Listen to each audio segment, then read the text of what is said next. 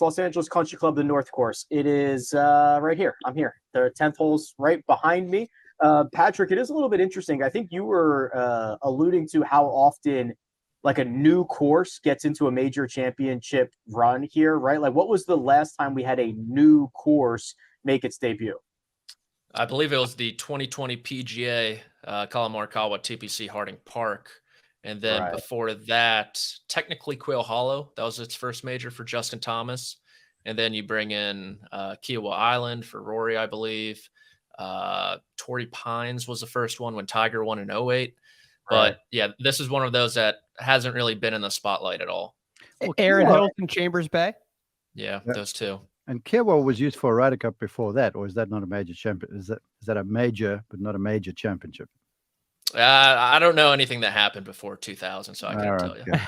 Had a Ryder Cup there. The war in the Shark. Yeah, whatever. What counts and what doesn't count. And Greg, when you've been doing your research, I mean, what have you found? I kind of give you some insights that I've seen out here, but it's a par 70. It's going to play like 7,500 yards. There's a lot of undulation and there's a lot of blind shots, and you've got to be playing from the right spots around this place.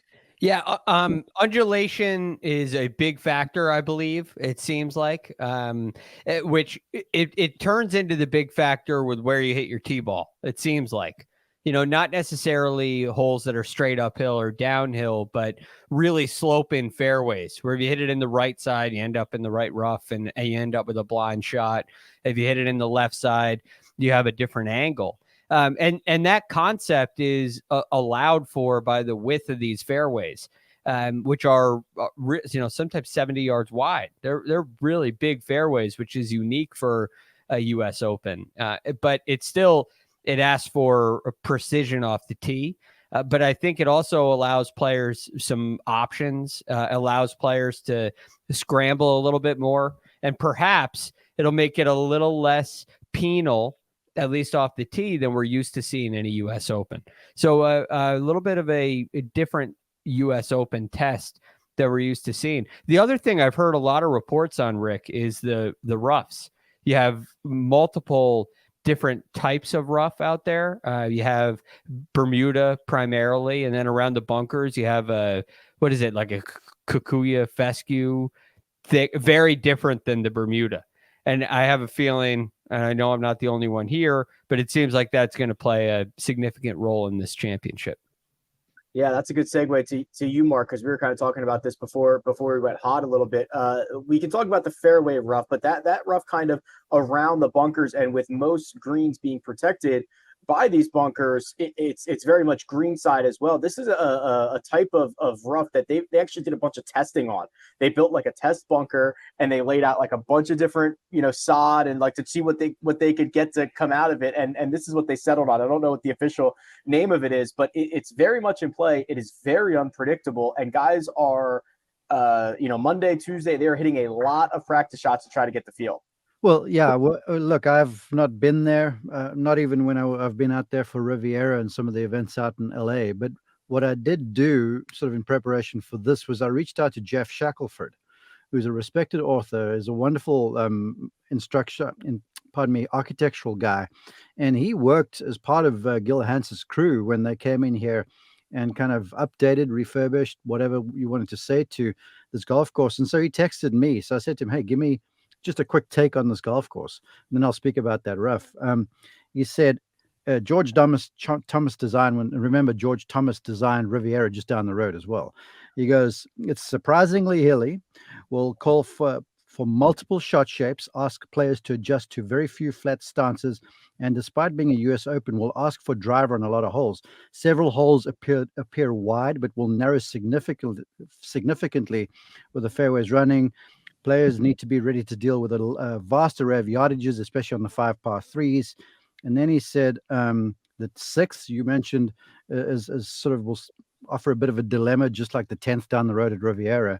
And then he said, with the field coming in here with very little, advance notice and no data to work with, he said he felt like the practice rounds at this place were going to be as important as any, if not more so, given that these guys just aren't prepared for what the examination involves.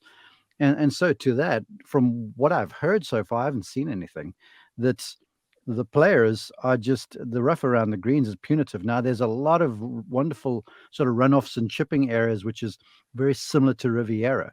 But with this mixture of whatever it is around the greens, I said so before the top of the show that what I saw around these bunkers with that fescue and almost eyelash looking stuff, that it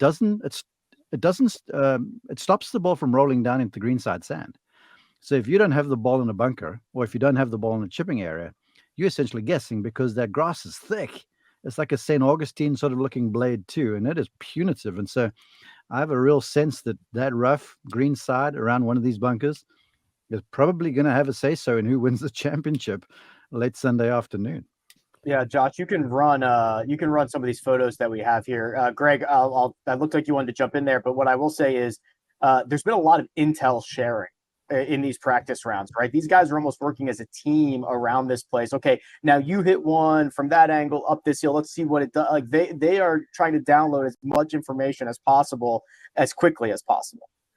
I guess, Rick, the question I wanted to ask you is how much around the greens is this rough really in play? Is it just around the edges of the bunkers?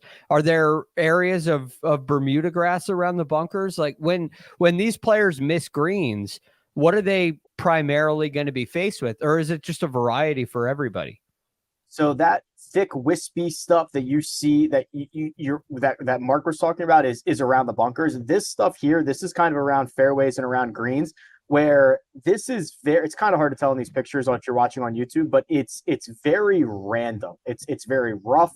It's very patchy. There are lies where it kind of sits halfway up, some that drop all the way down there. So you're not necessarily getting that super thick, nasty stuff that you see around the bunkers everywhere, but there is some type of randomness, some type penalty for being out of the short grass. It's very interesting to me. I guess if I had to put a description on what that's going to take, what it takes for somebody around the greens here to perform. And this leads me to another question that I've been pondering all week. But it leads to somebody who is very adaptable in their short game. You know, they have an ability to kind of see shots and feel shots and handle situations they've never seen before. And come up with something that's a little more creative, a word that's been thrown around a lot. And that leads me to the next question, Rick, which is, you know, how hard are these greens going to be to hit? We've seen U.S. Opens play varying degrees. Like Pebble Beach, the greens are small, but you could hit them. A good shot stayed on the green, and good shots were rewarded with the green irregulation. Torrey Pines, you kind of saw a mix of both. And at Shinnecock, you saw great shots that didn't stay on the green. So are these greens receptive to a well-struck shot, or are you going to see carnage into the greens? No, I don't think so. You know, good shots are being rewarded. You know, if you compare it to Brookline, I mean, these greens are massive compared to Brookline, right? Although you'll notice that some of them are like the 8 green is very small, but like the 3rd green's huge, right? Like there's just a lot of different shapes and sizes of these greens, but they're not repelling good shots, which I think is important. Now, whether or not you've got to try to come out of the fairway or out of the fairway rough or out of the short grass is a different story, but the greens are fair. Here's what I want to ask you, Rick, because look, the West Coast, as you well know, you've lived out there for so long, it's very low humidity. And if you have low humidity, sunshine, and some wind, that's a recipe for a golf course getting crispy quickly. So you say, yeah, the greens are receptive and playable right now. So how far do the USGA let these puppies go? Because I'm expecting with some of the undulations, they could get hair raising if they don't sprinkle these places once in a while. There is a rumor floating around the driving range, Mark, that the USGA might water them in between the morning and the afternoon waves. They would have to, I would think. I mean, with low humidity, and when you're shaving these puppies down like they're going to for the US Open to get the speeds up, it'll be grim, you know, towards the end of Thursday, let alone Sunday afternoon. What are we going to do next? To have a shotgun start? You're going to water in between the waves? Are you kidding me? This is the National Open, you guys, the U.S. Open. Everyone gets a morning tee time. Everyone gets an afternoon tee time. Let the boys, freak out for 72 holes. Well, that's kind of been what I heard down the range is like, really, are we really going to water this in between? But to Mark's point, like there is some level of keeping the course Okay. without losing it. Yeah, without losing it before things get a little bit hairy here. And helping the field keep their collective heads before Thursday rolls around, because otherwise you'd have a bunch of basket cases before Thursday morning. Mm-hmm. Yeah. One of the big features, Patrick, that we're going to see, especially on the front nine, the Barranca or the Barranca. I don't know if I think it's Barranca, but I say that's correct. Barranca. Barranca. Yeah, so Barranca, which is a fancy term for dried up riverbed. It's really nothing fancy, but it is a pretty significant element and feature on probably holes. I think it's like 2 through 8, essentially down on the canyon side of the front nine, and you'll see these guys. They're walking through this thing, Patrick, and it's like there's nothing good in there for you. Like, you do not want to be in this stuff. You're gonna have to. It's potential to come into play like the creeks did at Oak Hill, or the water does at Southern Hills. Like, it's available on the front nine for it. It's kind of like the old caramel or caramel debate, right? Which way you say it? I say caramel. There you go. Tomato, Barranca. So yeah, does it come into play on 6 at all? So 6 is the drivable par 4. No, because it's over that tree. No, you'd have to be fairly out of position for it to come into play on 6, I think. Okay. I believe I heard Colin Morikawa talking about it and saying it's like iffy, but you could draw some decent lies in the Barranca, like if you're very lucky. And it sounds like that's kind of the whole encompassing thing about this course so far. With the rough, you could draw some nice lies. In the Barranca, you could draw some nice lies, or you could be completely boned. So really, the key for these guys, just don't mess with that stuff. Hit the ball in the fairway. Easier said than done. I know Greg said wider landing areas than we're used to for the U.S. Open, but with the slopes and undulation, it will make kind of these wide fairways feel pretty small. So it's all very compelling to me, and the Barranca is just another added layer to that. You could draw a clean lie. I think you'd have to be very, very lucky for that to happen. Just kind of looking out, and because the lie is one thing, stance would be an issue even if you had a clean lie. So there's a lot of issues like that, Greg. The other thing to consider here, and I love, just because it feels like we've been on this run of major championships. I kind of do like looking back at Oak Hill for the PGA Championship, which felt like it was a lot of par and bogey golf. I actually think these guys are going to make a lot more birdies here, at least relative to Oak Hill, but there are doubles lurking big time, and a lot of them come out of the Barranca. Yeah, it does kind of seem like that. And especially with the setup potential, the setup capabilities, and the options that you have if you're the USGA. So it seems like you can set up holes to be very scoreable, very birdieable, and you can set up holes to be seemingly impossible. So I think the setup will be a big factor there. But with the variety that you get in the lies, with the situation you have around the bunkers and the Barranca, a rugged golf course leaves you in this position where when you're out of position, it can go one of two ways. And you can make a birdie, or you can lose your ball. And that leads to a big variety in the scores that we see. Then you have short par 4s, you have short par 3s, you have long par 4s, long par 3s. The par 5s are, other than one, not necessarily all that reachable. And there seems to be a lot of danger lurking around them. So I think you're really going to have to keep the ball in between the playable areas in order to ensure yourself you're going to have a chance. And even then, coming into these greens, seems like there's doubles lurking, which is a very uneasy aspect, even though it may look a little wider than normal. Hey, Greg, that was thoroughly professional analysis there. And I want you to say bunkers and Barranca 5 times fast, because it'll come out as bankers and Barranca here very soon. Bunkers Barranca, Bunkers Barranca, Bunkers Barranca. Not bad. He's a Not pro. bad. Well, that's actually how I warm up for every podcast. For sure, right? Yeah. Red leather, yellow leather. Yeah. The two holes that I think there's a lot of good holes out here, Patrick. But the two holes that I think if you're coming out and you want to find a spot, but I also think will play an interesting role.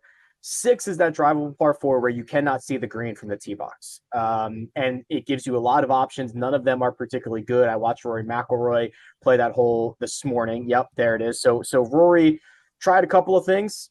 Lay up down the left-hand side, then you have to hit to a skinny green. It ain't all that fun. It's not all that good. It's an awkward number. It's like 77 yards. Or you just hit 3 wood, which is what Rory hit, to the right of that tree and basically pump it down there and just take it in the rough on the right-hand side. That's one of the holes. The other one is 15, which is a par 3 that seemingly it can and seemingly will at some point play like 79 yards. I think number 6, it was a lot of questions regarding that from players coming into the week, but I think you could correct me if I'm wrong.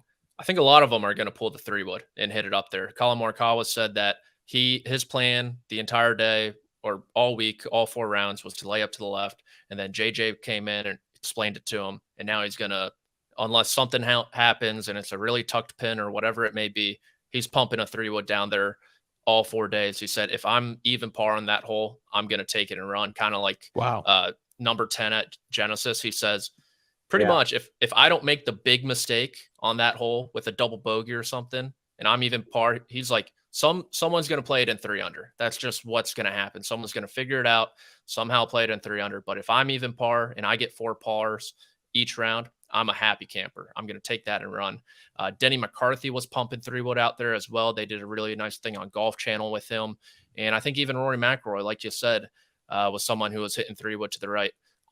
Koepka didn't really give a tell on what he was going to do, but he did say in his presser, he stood on the green, looked back, and he was like, it's a very simple, like, game plan to that hole, looking on that green and looking back to the tee. So I assume he's pumping a 3-wood down the right side as well, and kind of simplify the hole from there. He's just basically said to you, because look, I just mentioned that Shackelford said there's no metrics on the golf course, but the metrics in professional golf, and thanks to Mark Brody, say the closer you get the ball to the target, the easier the shot becomes. And we see the same thing down the way at Riviera with the 10th. A handful of guys, if that, in that size field, actually lay the thing up. The rest of them just try and bash it down the left-hand side, hope for some sort of break there in between those trees and pitch it on the green, hopefully close, because a wedge to that target at 10 is downright impossible. And from what I understand from you guys, Rick especially, it's very difficult to this place too. So I would figure that all and sundry would just whip it down the right, and then sort of play up the throat of the green, if you will, and then hopefully make a couple birdies. If you're going to lay up, Greg, you should just hit wedge. Laying up to 77 yards like Rory did this morning is not the play. You can't hit it high enough with enough spin to get to stop. It's uphill. It's a very awkward number. It brings a lot more trouble into play. You might as well lay up to 150 and hit a full shot in to the narrow part of the green. If you hit 3-wood, it's actually a little bit to the right of the tree off the tee box. If you do that, you just have to get it over that tree. You'll be in the rough or you'll be somewhere around it, but that's a better outcome. Yeah, it seems like that is the play. And Mark highlighted it beautifully. We've learned that in professional golf, unless there's a penalty area where you can lose a ball, the best option, and actually in most cases, even if there is a penalty area, you send it. You send it. And so drivers out of play because it's too much club. Is that the... Well, I mean, for Rory it is. There's definitely guys who will hit drive. Right. But you hit it up there and you figure it out from there. I mean, it's like, the saying around the greens, well, a bad putt is better than a good chip. Well, it's the same deal. If you hit a pitch shot that's poor, that's going to be better than a shot from 77 yards or from 150. It's just going to pan out over time. So the caddies know that, the players know that. And my guess is, especially when it's penal around the green, right? That, it's problematic if you miss on that third shot or your second shot rather, it becomes a problem for your third. So get it up there close, take that shot out of play. And I think you're going to see a large majority of the field do that. If they don't do it Thursday, I think they'll figure it out by the weekend.